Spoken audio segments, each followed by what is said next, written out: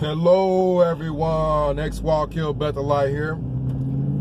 And how many people knew that according to Wikipedia,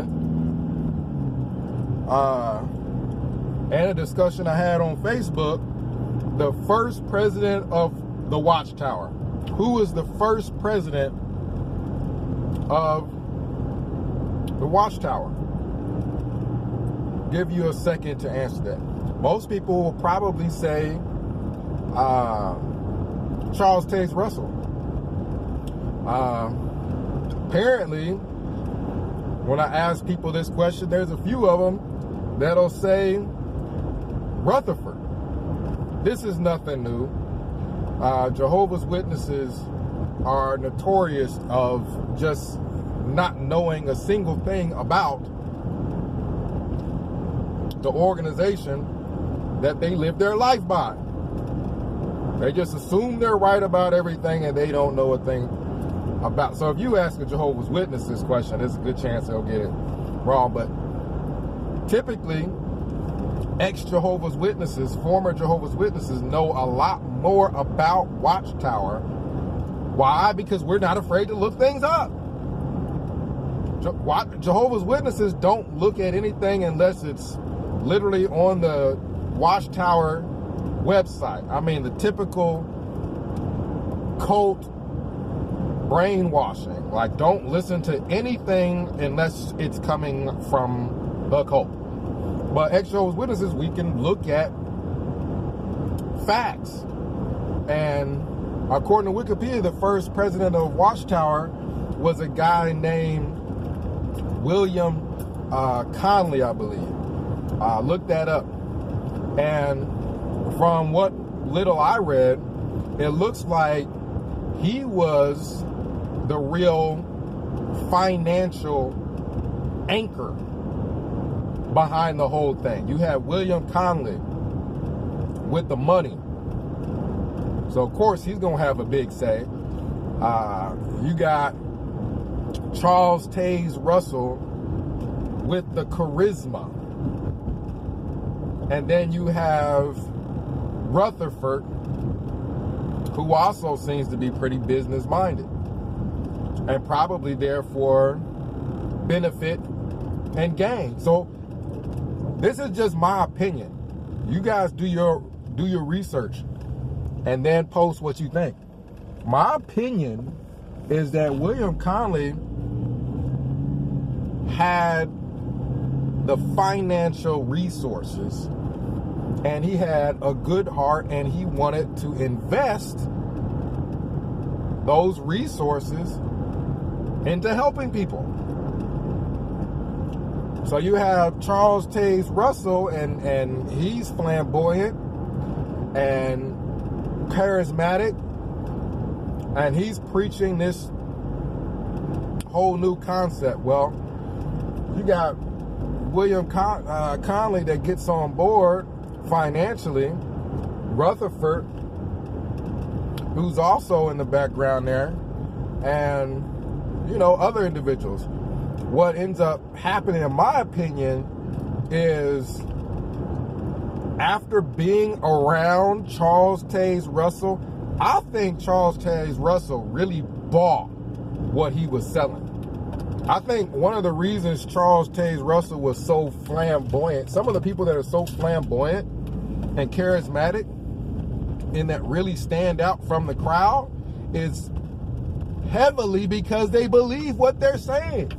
You get all the emotion, you get all the fire, you get all the passion behind it. Why? They believe what they're saying. I think Charles Taze Russell really believed he could find ancient information off the pyramids, and by looking into the pyramids he could kind of figure out when the end times were going to be here. The whole miracle wheat thing, he probably really believed that at some point, and again, that is partially, I think, why he probably sold some miracle wheat, because if you're looking at somebody and in their eyes you see the passion, you don't think they're lying to you, they really believe it, there's probably people that made investments in the miracle wheat. So I think Charles Taze Russell was probably, you know, the flamboyant, you know, the Alex guy from InfoWars that talks all this crazy stuff and gets a lot of people behind him. He may have been, you know, kind of like the InfoWars of his time, just talking all kinds of conspiracy theory stuff that people were getting behind and believing, and some people were putting financial backing into it. And I think one of the reasons that Conley left is probably after being around Russell, which, yes, if you're the first president of the Watchtower, you probably really get a chance to work with Russell firsthand. Well, sometimes a person's peers can tell you a little bit about that person. And it looks like after being around Russell, he packed it up. He packed it up. I'm sure the false predictions had a lot to do with it. Russell apparently didn't have the best home life. I'm sure that had something to do with it. He's probably seeing through the BS. He's probably seeing through the BS after being around Russell. Because Russell's teachings and stuff started, I'm sure, to take off. But those false predictions, all those false predictions, people start jumping ship and realizing, yeah, this guy's a quack. So Conley left and took his money with him. And then you just have whoever's left. You got Charles Taze Russell, who still believes this stuff. He's just going to readjust and recalculate. And now you got Russell as the president, the more flamboyant, crazy, real cult, Jim Jones type person. Probably the Alex Jones of his day, if I got the guy from InfoWars name right, that goes out and just says all kinds of stuff that's just out there and people just really jump on board with it. And he had, I mean, a following to the point where social media started to block the guy, the Alex Jones guy. Sometimes when you got somebody that is that speaks with that type of conviction, and he's speaking to a crowd of people that are looking for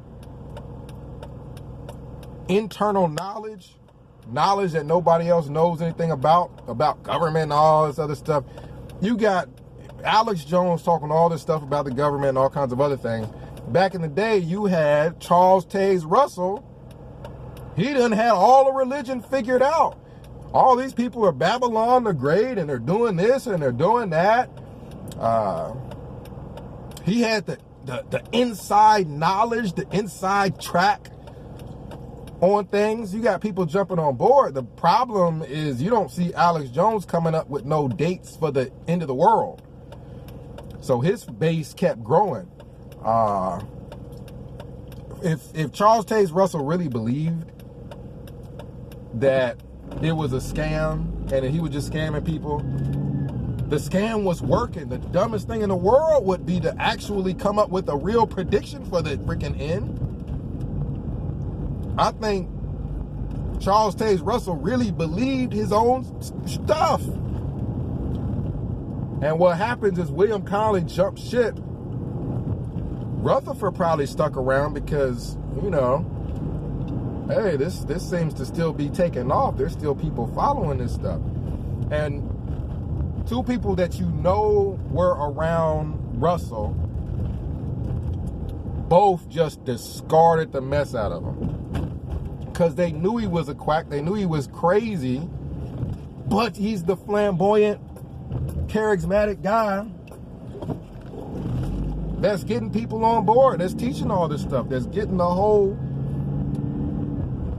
group of knowledge seekers interested. So Conley leaves, Russell ends up dying, and then what's the other person do? Well, Rutherford takes over. Rutherford takes over just like he saw Russell take over. But Rutherford's like, yeah, this guy was crazy. Studies in the scriptures, out. We don't even want nobody wearing no beards up in here, looking like they emulating Russell. Like, everything about Russell, out.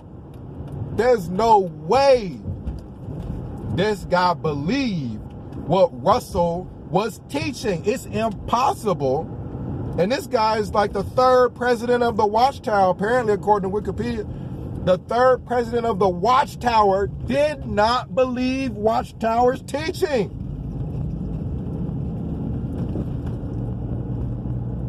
What does that tell you?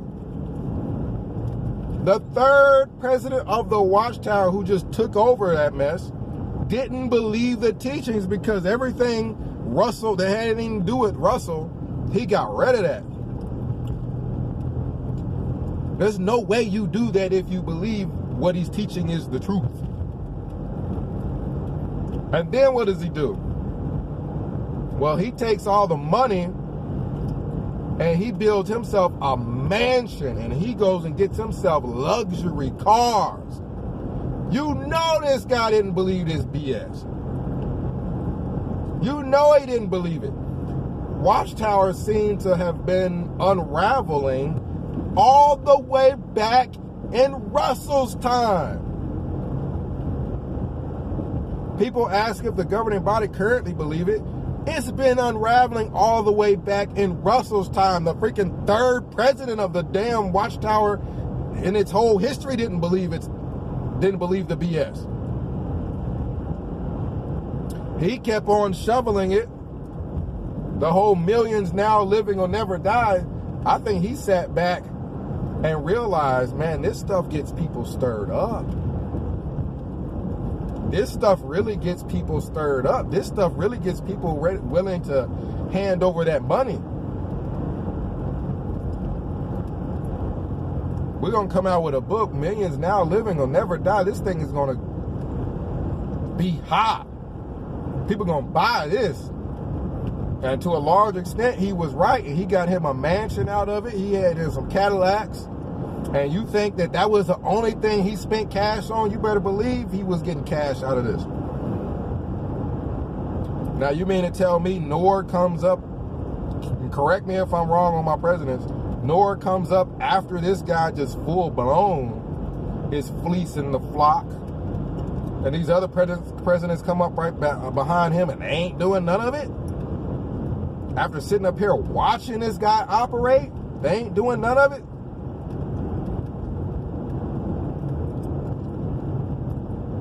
Watchtower's fleecing the flock early in its history.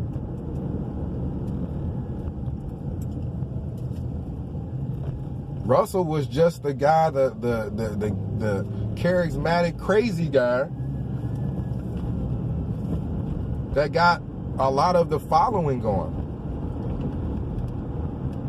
Then you got these businessmen, one businessman that got out of it, then another businessman took over, got him all kinds of nice stuff out of it.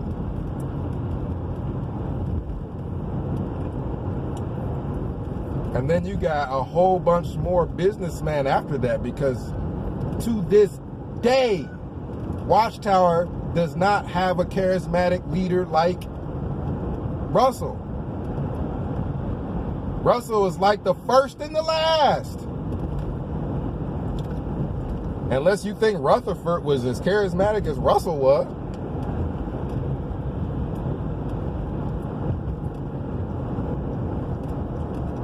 Watchtower had one charismatic leader that really believed the BS. And that seemed to be Russell. Other than that, you just got people that's just going along to go along. You got people that it's just the quote-unquote Watchtower prominence. Their family's been in it for 5 generations, and they just living off the prominence of how Jehovah's Witnesses feel that their freaking royal if they've been in the religion for a long time. You got people that the governing body, I mean, if you can imagine just being a fifth generation or been around for a long time, you get a whole lot of clout.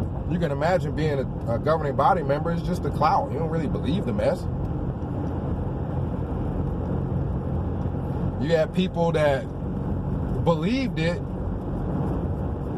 and they left. Just like the first president of the Watchtower is probably the first apostate. Who is the first apostate, quote unquote, because this is the name that Jehovah's Witnesses give the people that leave. Who is the first apostate? I want y'all to challenge me on this. Who is the very first apostate? The awesome truth is the first president of the Watchtower Society. The first person to bounce on them and start going to another church.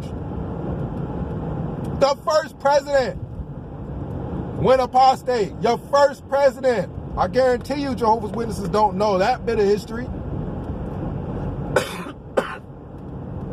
Who's the first apostate? First one. Who'd be the first if we looked at our whole movement? Well, who's the first person that you could say, well, this is the first apostate, the first person of the whole movement? I say it's the first president of the Watchtower. Prove me wrong. William Conley was a member and he bounced and started supporting other religion. He bounced up out of there. How amazing is that? That the first apostate is the first president. The person that was with Charles Taze Russell. I'm more apt to believe William Conley. Why? Because A, he was around Charles Taze Russell. B, look at how other people who was around Charles Taze Russell treated him, like Rutherford. Two people you know that was around Charles Taze Russell, they ain't want nothing to do with that dude. Didn't his wife divorce him? Wasn't his wife unhappy? Like, nobody that really knew the guy was really backing him like that. Yeah, you're going to have a following, but a lot of Jehovah's Witness following, they don't even know who the first president was. They don't know nothing about it. The people who knew about Watchtower early on and knew Russell, they ain't want nothing to do with that dude. That tells you something about a person. From the pulpit, Russell was probably charismatic and got a lot of people, but personal life, when you know a guy, oh yeah, this dude crazy. I mean, he got a tombstone with all kind of cross and crown and it looked like a freaking pyramid. Yeah, that dude ain't right. He ain't right in the head, obviously. Something wrong with him. But if you crazy and you got the gift of speech, you got the gift of gab, man, you about to be famous, because you mix crazy with the gift of gab and charisma, you about to have everybody believe in your craziness. Everybody except who? The first president of the Watchtower Society is the first apostate. So when you look at the exJW heritage, if you will, who all do we have as being part of our history? Well, yeah, we've got a governing body member who wrote a amazing, awesome book, Crisis of Conscience. Crisis of Conscience is a book that's better than any book that the society, he left and then really put his talents to use. He left Watchtower and then wrote a book better than anything Watchtower's ever produced. Ray France. is part of our history. But guess who else? Not just a governing body member, the first president of the Watchtower. I'm following in the footsteps. I'm following in the footsteps of the very first president of the Watchtower. We got big hitters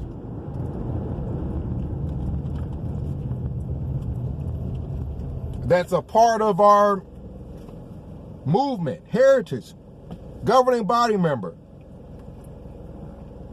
first president of the Watchtower. Come on now. Why anybody would follow a religion that the first leader of which, that, you know, the first president of that religion, he bounced.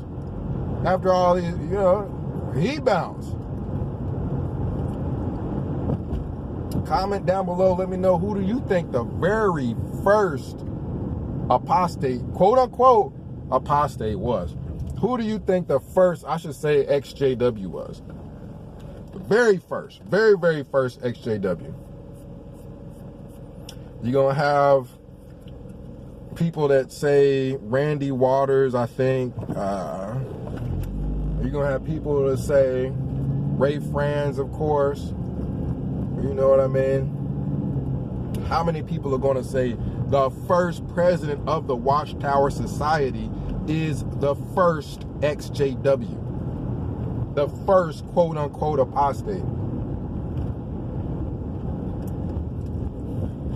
The second apostate had to have been Rutherford. If I take all of Watchtower's teachings and toss it to the side, that would make me an apostate. Well, ain't that what Rutherford did? The second apostate, Jehovah's Witnesses to a certain extent still follow. Rutherford took over. The second apostate took over.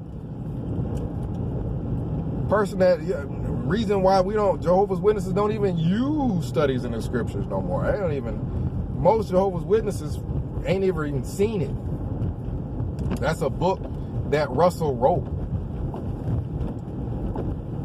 One of the reasons why Jehovah's Witnesses can't have no beard, and you look in the history books and Russell had a beard. Why? Because Rutherford threw everything Russell, and Russell was like the second president. Russell was the one to come up with all these teachings. He threw that out. Don't that make him apostate? If it don't, then that means I can throw Watchtower teachings out and not be apostate. I'll just say the light got brighter, which it did. Jehovah's Witnesses don't really have a, so there's more apostates apparently than there are actual Jehovah's Witnesses or actual followers of Watchtower. Probably the Bible students might be the only ones still following that. So my main point, though, you could debate as to whether or not Rutherford is in the long line of critical thinking apostates. You can debate that. But how we gonna debate the first president of Watchtower bouncing? The very first dude.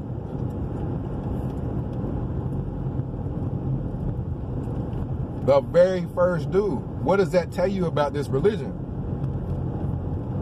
People found out it was BS early on. And one of the ways you can find out something is BS is by being around a person who's teaching it and seeing this dude crazy. People that were around it from the beginning knew this is some BS. Conley got about. Rutherford said, I'm getting money up out of this. And he got him a mansion and he got him some fancy cars because he's like, these people stupid. And to this day, they stupid and they getting money off of them. Like, it's the The little dynasty hasn't changed. The Rutherfords, the Rutherford-minded people haven't changed. In all those years, they were giving them watchtowers about how to donate their jewelry and gold and things like that. The Rutherford dynasty of fleecing the flock never changed. They up in that assembly talking about they got a deficit and they need y'all to cough up some coin.